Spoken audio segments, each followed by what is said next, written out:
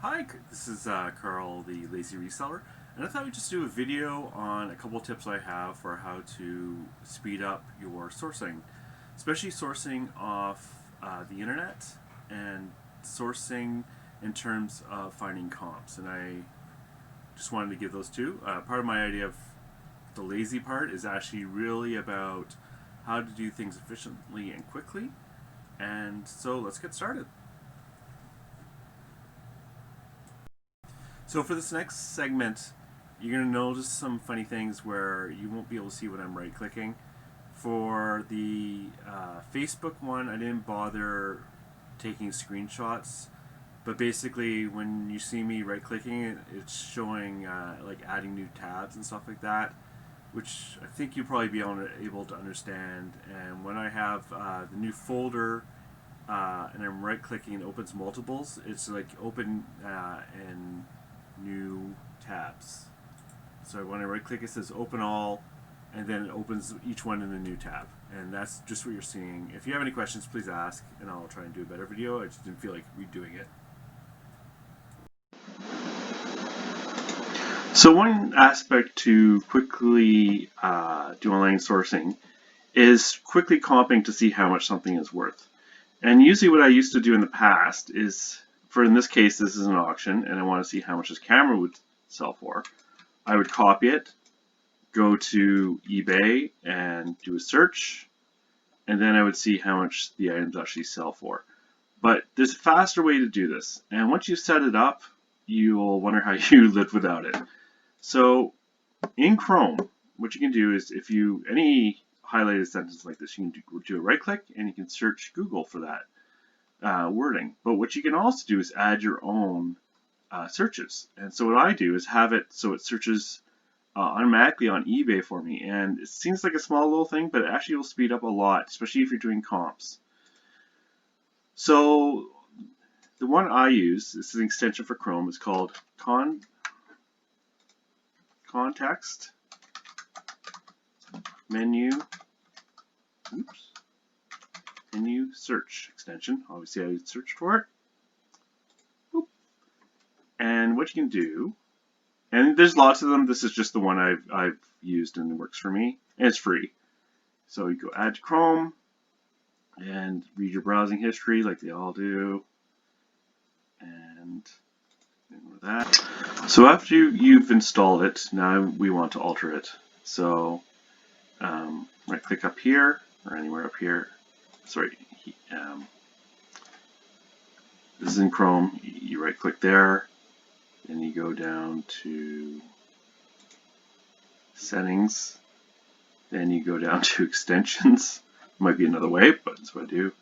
And you go to details and extension options, and then you go add a new option.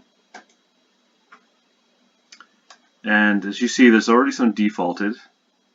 So basically what's happened so far is that if I highlight this just for example and I right click, still have my search Google, but now I have this extra one for the context menu search with these extra options. So I'm not going to use any of these, I'm just going to get rid of them. Extra one there. And what I'm going to do now is add one for eBay. And I'm going to call it eBay sold. So I'm going to put this link in my description here. I have for .ca, so if you're American, you're going to want .com, or do what you want. But if you see over here, test search. So what this does is takes whatever you're going to right click on, and it's going to equal it to test search. And you can alter this URL, that's what this is, any way you want. And so you don't have to just do it the same way I do, where you're searching for solds. You can actually do a search up here, and then you can put it here and just put tests sold for the name of the item. So I'm just going to do save.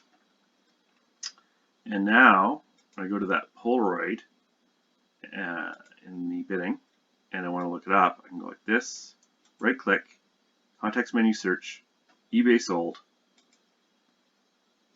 and boom, it does it for me. And It's one more for some reason. And the advantage of that is it's a lot faster when you're going through a lot. You think, well, I could just type it, but why type when you can just do that? If you want, excuse me, you can also, where'd it go? Go back.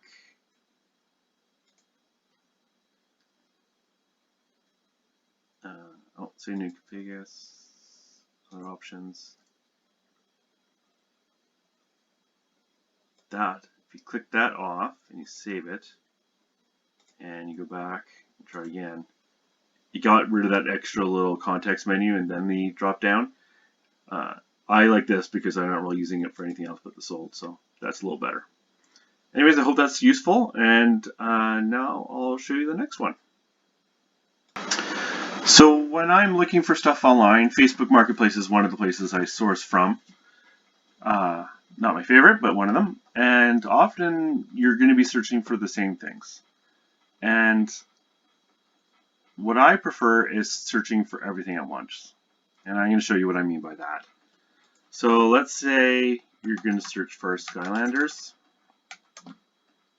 And boom, you got your search here, right? What I do is instead of, every few days coming in here and typing Skylanders, is you can save it. You save it as a bookmark. And what we're going to do here is I'm going to choose another folder, and I can call one called Facebook. New folder, and we're going to call it Facebook. And what we're going to call it, the name is Skylander Search. Well, you can name it whatever you want, Skylander, and save it. Dook.